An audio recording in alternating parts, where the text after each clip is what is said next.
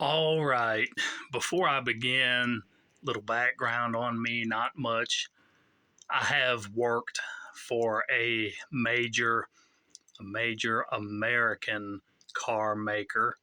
I know a lot of the tips, a lot of the tricks that go on in the auto industry. I'm just going to share a little bit of that with you. I no longer work in the automotive industry, so going to go ahead and share some information with you.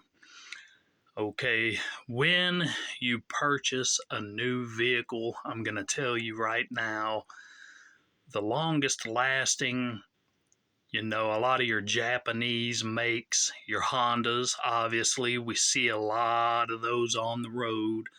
Same thing with Toyotas.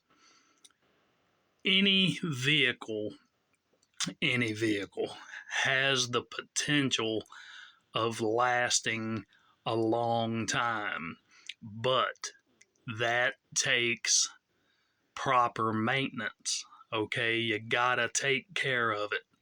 Just like the body requires water and food. Doesn't get water and food, it's gonna die.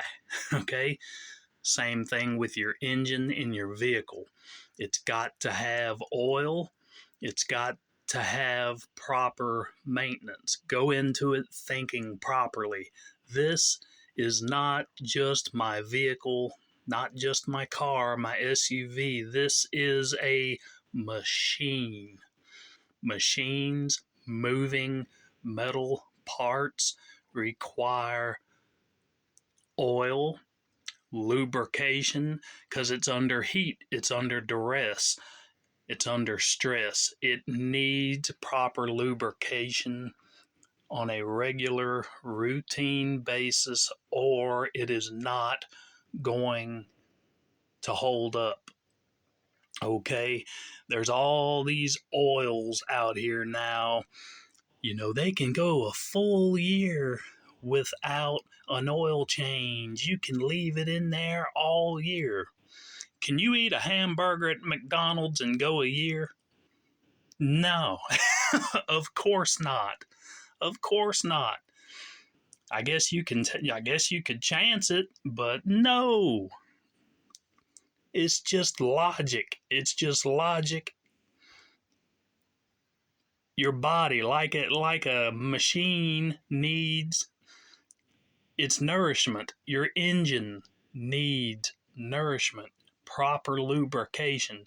The best oil, listen to me, the best oil is clean oil. I change my oil every 3,000 miles. And yeah, that's old school. That's what the old way, the old guys did. Well, that's why a lot of their vehicles lasted too. Look, invest your money where it needs to go first of all, and that is that motor. That engine is what gets you from point A to point A to point B. I'm sorry, point A to point B. If that engine is not properly maintained, you ain't going nowhere. Okay, you ain't gonna be rolling down the street smoking, sipping on gin and juice. No, but you will be laid back with your mind on your money and your money on your mind. Yeah, gonna be thinking, how am I gonna pay to replace this engine? Yeah, you're gonna be laid back. You're gonna be laid back at home. All right. I'm goofy, I know, but it's the truth. So, auto manufacturers, their main thing when selling a vehicle is getting you through the warranty period. You get through that vehicle's warranty period. After that, it's on you. Something happens to that vehicle, it's on you. And then you have all of these warranty companies that like to bug us on a regular basis. Pay us, and if anything happens to your vehicle, we'll cover it. Yeah, at a cost. The best thing you could do instead of paying a warranty company, set you up an account. Put that money in the bank. Something happens, you can pay for it yourself. Because there's always fine print and extra fine print. You pay a warranty company, something happens, they could come back and say, okay, you need a new engine. Well, under our policy and under, our coverage, okay, let's see, your engine's gonna cost $9,000. Okay, well, your coverage will cover 5,500 through our plan. So you see what I'm saying? You see what I'm getting at? There's always a catch. When I worked for an American automaker, their main concern was after that warranty period, because warranty work, they don't make a whole lot of money at all doing warranty work. Okay, they sold you the vehicle, something goes wrong, they're required to fix it, they fix it. What they want is the guy that's had his vehicle for 5 years, bought it from the dealership, but he's got enough miles on it now to where it's past the warranty period and he's got to pay out of pocket. That's what they want. Okay, they want to get you in past that warranty period so they can make some money because it's on you now.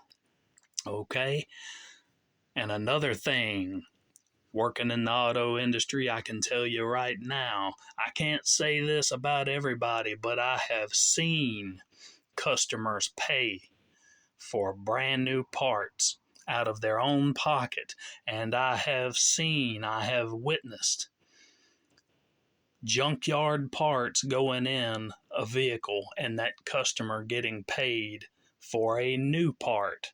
I have seen it. I have witnessed it. So always try to find you a mechanic that if it's somebody you know, go with them. Try to find you a reputable mechanic, at least someone has experience with this mechanic, somebody you can halfway trust, because the dealership again is out for your money. The oil placed in these newer vehicles, trust and believe it is not what these mechanics are running in their new vehicles. It's what's on the oil cap under your hood, but it's not what's best for that engine. No, no, no, no. Why? Because that engine oil is thin. It provides lubrication, but not the proper lubrication because it is watery. Nah, not necessarily watery, but it is thin. Okay? What is gonna nourish and moisturize your skin better? Water or some lotion? That water's gonna roll right off of your skin. Some lotion is gonna absorb. See what I'm getting at? Same thing with engine oil. You have a little bit more thickness, it is going to coat those engine parts better, better lubrication, better protection under heat. What do I run? I run 5W30. Thicker than what a vehicle nowadays generally calls for, but it's enough thickness to where it's going to coat those engine parts better. Think about this. A lawnmower, just your regular run-of-the-mill push mower. What does it come with? A push mower. It comes with 5-weight oil. 5 or 30 weight. 30 weight oil. Sorry, 30 weight. So you got these engine oils now that are What came in mine, supposedly, was 0W8. 8. 8. Wait. 8. That's nothing. I drained it. I put 5W30 Pennzoil Ultra Platinum. Let it run for a few minutes, and what was the result? Got quieter. Within a 5 to 10 minute, time period, it got quieter. I could park my vehicle right next to a new one, same make, same model. No, not the same model, but same trim package, and mine is quieter because all of a sudden it got a little medicine. It got some, not that the vehicle was starving for oil, but now it's got a little bit more coating on those engine parts. All of this makes a difference, and again, don't think so much about all the other stuff. Think about that engine and how you're going to make that thing continue to go, continue to thrive, and get you from point A to point B on a daily basis. Okay? Adding the rims, adding the exhaust, all that stuff is cool and fine, but put your money where it really matters, where that vehicle is concerned, making it last.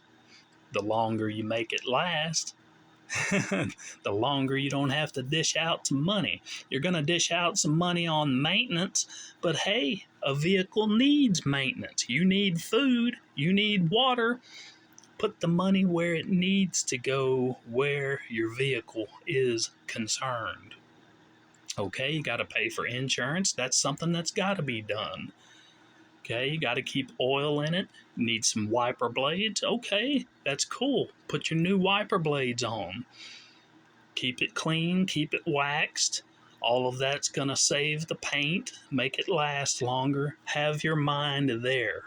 All this extra, I want to put a turbo on it. Hey, turbos make an engine. A turbo will make an engine go out quicker. It causes more engine wear. Yep, that's a fact. It pushes that engine harder. That's exactly right. All that stuff is fun, it's cool, but if you're talking about an everyday driver, your main focus and concern needs to be protection, engine protection, transmission. Do not, with your transmission, do not have a flush done on your transmission, because that forces the fluid through the transmission, and if there's any metal pieces or fragments, wear causes that to happen eventually. But those tiny little fragments with a flush can shove metal places it does not need to go, places you don't want it to be. And where there wasn't a problem, all of a sudden you can have a problem because of doing a flush. Do a drain and fill. What you're doing, you're draining out what's in the transmission pan, and you're putting some more fresh oil in, or transmission fluid. You're putting clean transmission fluid in. Now, that's not going to replace it all, but it's going to replace 4-6 quarts old with new. It's going to keep that transmission, that fluid nice and cleaner, a whole lot cleaner, slippery, lubrication. A flush, bad. Drain and fill, good. Draining out some old, putting some new. Now, when to do this? At 60,000 miles, go ahead and do a drain and fill. And then every 30,000 miles after that, do it again. Do it again. You keep doing that, it keeps that fluid good and fresh. Okay? All right, these are just some tips from me. Don't always trust the dealership. Do not. They're not looking out for your best interest. They want you in after that warranty period, okay? Now, engine oil, you do what you want to do. Okay, what's in that owner's manual isn't always what's best. It's going to teach you the basics. It's going to teach you some of the functions on the vehicle, but it's not going to tell you what's absolutely best for your vehicle. Think about this also. Brand new car here in America. Okay, on the oil cap, it'll have one thing. You go to Australia, you go to Japan, it'll have something totally different. Why? Because, for example, the Japanese care about their vehicles lasting. So, where here in America it will say 0W20 on the oil cap, and there's a reason for that. Overseas, it'll say 5W30 because they know and they realize that that is better for the engine. It'll make it last longer. Here in the United States, we have something called corporate average fuel economy. They want that vehicle to be able to get X amount of miles per gallon. How they achieve this: lighter, thinner weight oil in that engine creates a little bit less friction because it's so thin, thus giving you X amount extra miles per gallon.